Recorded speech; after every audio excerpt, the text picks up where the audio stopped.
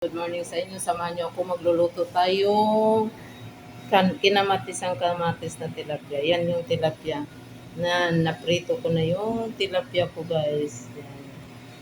Then, kamatis at saka sibuyas. Yan guys. Start na tayo sa cooking.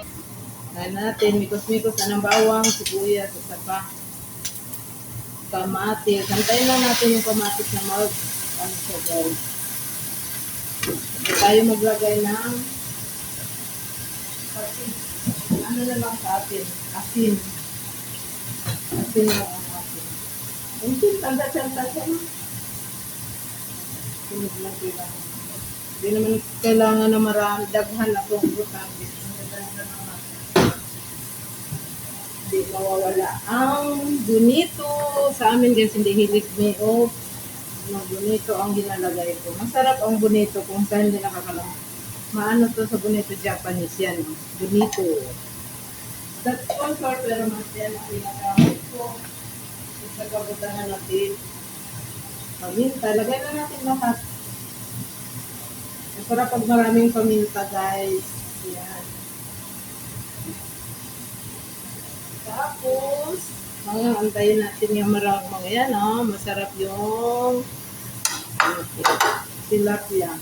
Papalabasin natin yung yung ano niya, tubig para mas lalo na. Yan, masarap na. Ilasa na yan. Yan. Magulo tayong vlog. Yan guys, papakita ko sa inyo. Yan. Walang kinamatisan na tilapia. This recipe is morning. Muna akong menu this morning, guys. Please subscribe, comment, like, and share para makarami tayo ng mga video magagawa. Please pindot sa button tilapia natin. Lutuin lang natin ng 5 minutes to 8. Pinakalamata ng 8 minutes, guys. Kasi lagyan pa natin ng tubig.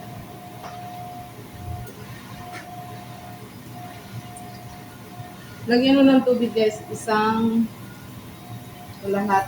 baso lang. Isang baso. Ayan na. Ang yum. Yummy. Yan, guys. Ang tilapia natin na kinamatisan. Yan ang tilapia natin kinamatisan today. Morning. Okay guys, bye-bye. Yan, done eating. Paano na natin ng 8 minutes. Bye-bye. Thank you for watching. God bless.